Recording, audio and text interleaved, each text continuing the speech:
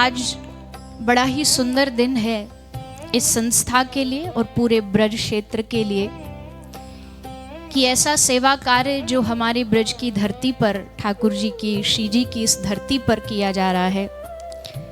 सबसे पहले श्री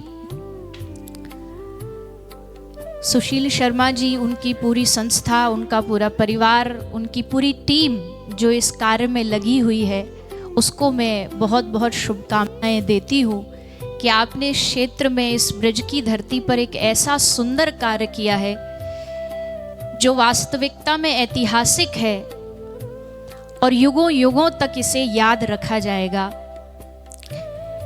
और उसी संस्था में आज एक और नया पहलू जो जुड़ रहा है, प्रवीण दलाल इंस्टीट्यूट, आज उसका शुभारंभ है।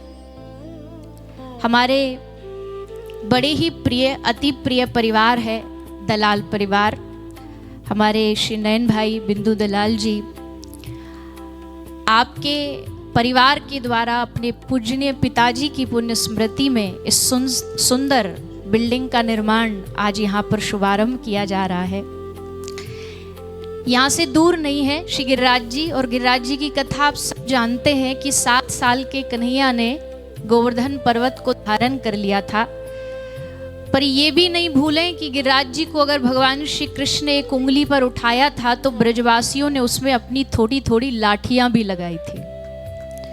तो आज यहाँ जितने भी ये सब विराजमान है, विधायक जी, जितनी दानी दातार हैं, ये सब उसी लाठी को लगाने का काम कर रहे हैं जिससे कि इतनी बड़ी संस्था यहाँ पर काम कर पा रही है।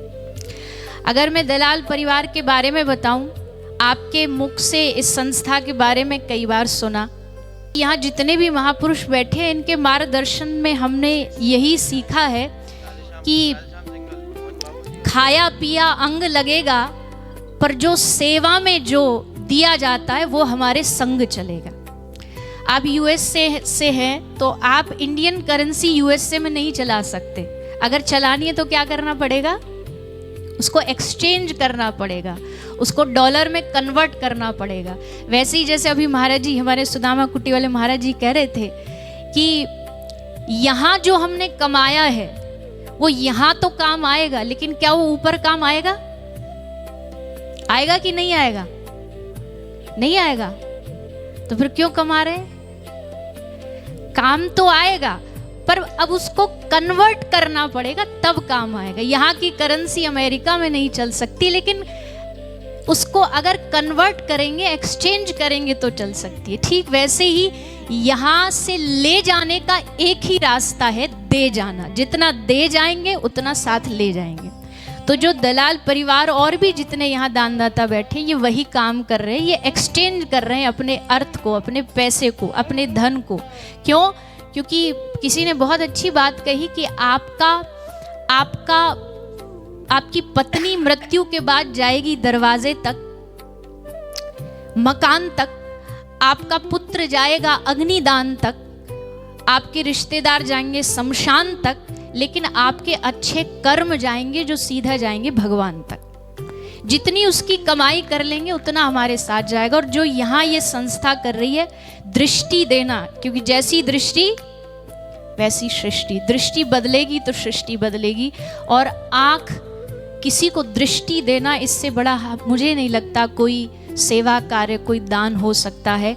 तो मैं पूरी संस्था को, कल्याणम करोति, पूरी संस्था को बहुत बहुत शुभकामनाएं देती हूँ। ठाकुर जी से प्रार्थना, श्री जी से प्रार्थना, आपको खूब बल मिले, आप ऐसे शुभ कार्य कराते रहें, आपकी संस्था नित्य निरंतर बढ़ती रहे और आप सब लोग का सहयोग, संतों का आशीर्वाद, मार्गदर्शन ऐसे ही मिलता रहे।